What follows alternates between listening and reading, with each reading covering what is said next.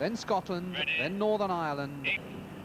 And this time we've got a good start. Reminder then, Canada in 1, Scotland in 2, Northern Ireland 3, Wales 4, Australia 5, and England on the far circle with England and Australia absolutely level. Good race development. Amsterdam. Bow there, Alexa Forbes, looking for a double. Her brother won a gold medal in the Coxless 4 on Saturday. It's a lightweight. Lynn Clark, rowing 3 in the English 4, has exceptional talent. She won a gold medal last year in the double scull. She's hoping to be one of the very few people. I've had to lose up to 20 pounds to make the lightweight limit. And England with a length lead over Australia at the halfway mark. Canada in 3rd now. 5 meters to go. England lead by almost 2 lengths over Australia. Australians. But England will comfortably take the gold, and that's a fine victory for them. Australia will take the silver just, and Canada the bronze.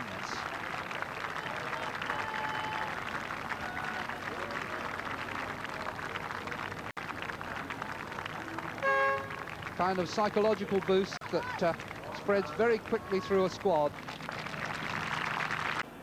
Australia, start was good. So we have a good start. Scotland in lane 1, England in 2, Canada in 3, New Zealand in 4, Australia in 5, Northern Ireland in 6, and it looks, Chris Bailey, as though we may be in for fast times today. Yes, we've got very fast conditions today. The time of the first race indicates that. We'll be looking at a target time for this race around 6 minutes, about half a minute faster than they were yesterday. 1500-meter mark. Clearly we're in for another very good race here. The timing in the top corner, unofficial. Australia and Canada disputing the lead. Australia just maybe with an unofficial time of about 2 minutes 58 present.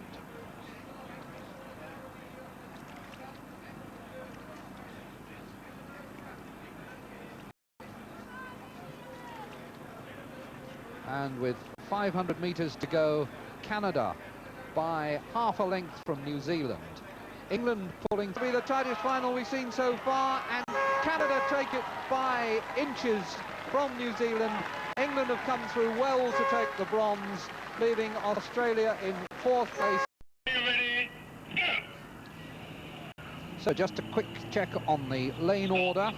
For Australia, Adair Ferguson in 1. For Wales, Rhian Davies in 2. A couple of hours' time. Ferguson of Australia is there first.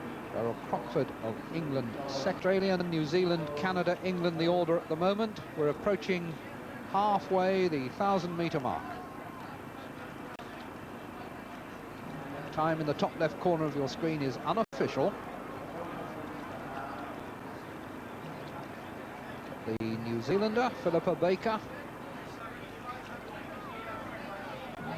500 meters to go. New Zealand slightly ahead of Australia, with Canada in 3rd.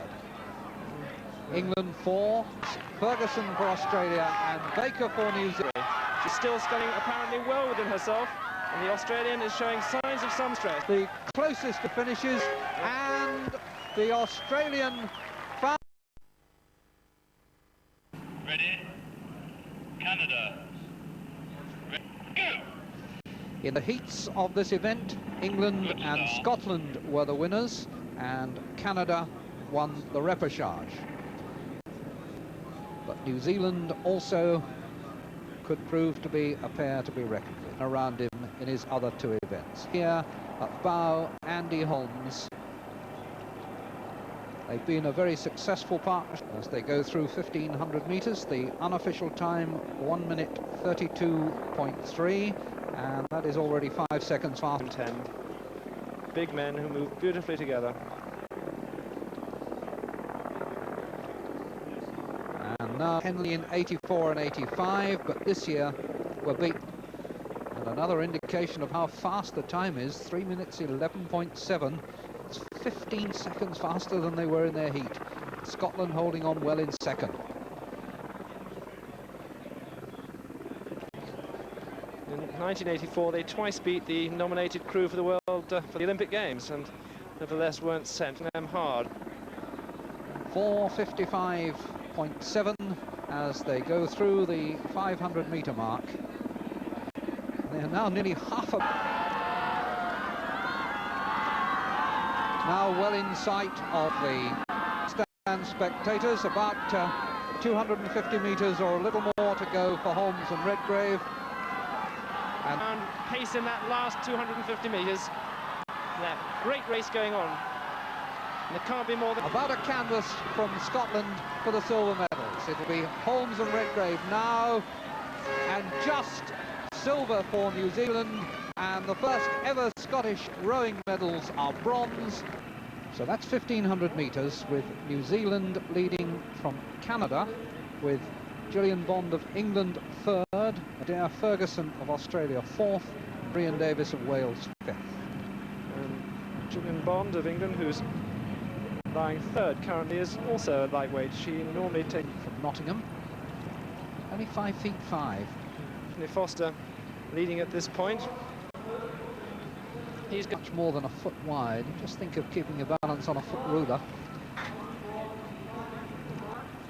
Stephanie Foster goes through 500-metre marker with an advantage of some 3 lengths over Lisa Wright of Canada. Another couple of lengths further back in third place, Gillian Bond of England. And plenty of encouragement. Confident sculling from Stephanie Foster of New Zealand. A silver medal for Lisa Wright of Canada, and a bronze for Gillian Bond of England. Adair Ferguson in who will be the 4 that they'll be watching out for.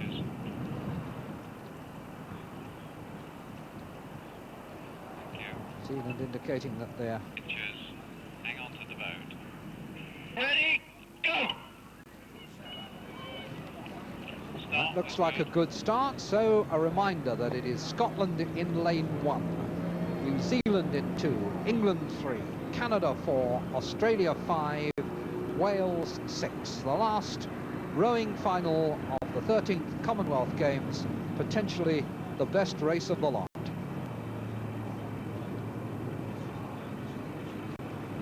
England went through the first... New Zealand will be aware that the English crew have got a very fast meter marker. Unofficial time in the corner of your screen, 1 minute 26.3. Very much the same as England were in their heat, when they then eased back to split time. They've had 2 silvers and a bronze. It's 1,000 metres. England 3/4 of a length clear, and Australia also in the race.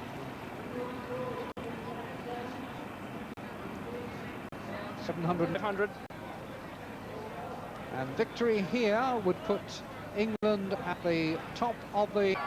Coming up now towards the last 250 metres.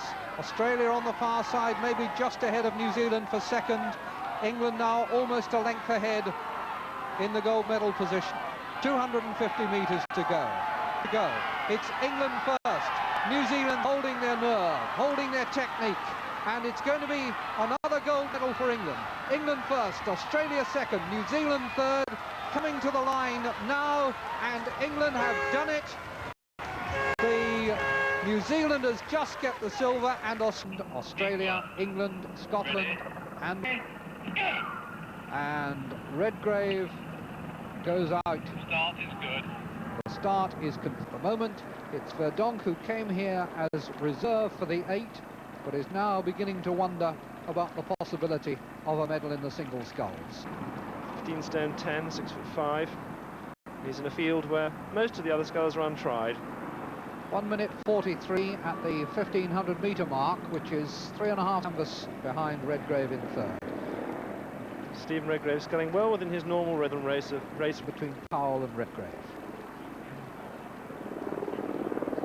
It's the time at halfway, unofficially 3 minutes 34.67. So the race certainly being... and they have to be able to maintain the pace in the third quarter. I think we're going to see Stephen Redgrave beginning to run up over the Australian and onto Eric Verdonk in New Zealand. He's sculling strongly, good natural rhythm still, 100 metres. An unofficial time at the 500 metre mark, just under 5 minutes and 33. Whether anybody can keep with him. Richard Powell moving behind him. I think Eric Verdonk has shot his... Redgrave leads, Powell second for Australia, Verdonk third for New Zealand. This is going to be still a close race. There's less than a length covering the three, but Stephen Redgrave's into that last 250 metres, working his way to the finish. Second place, but Redgrave has got his single sculls out of the way today, then he's got a rest day tomorrow, and after that his Coxed to go, and establishing his command over the Australian and the New Zealander. England have never won a gold medal in this event. 4 to Australia over Powell of Australia, and this is a triumph which Stephen Redgrave will savour. Gold medal in the final of the men's single sculls at the Commonwealth Games. Silver for Richard Powell of Australia, and a bronze for Eric Verdonk, which will... Are you ready? Go! Well, New Zealand certainly were very close to anticipating that start, but I think that by that stage we really couldn't call them back yet again. So we are this time off and racing. Wales in lane 1, Australia in 2, Canada in 3, England in 4, Scotland...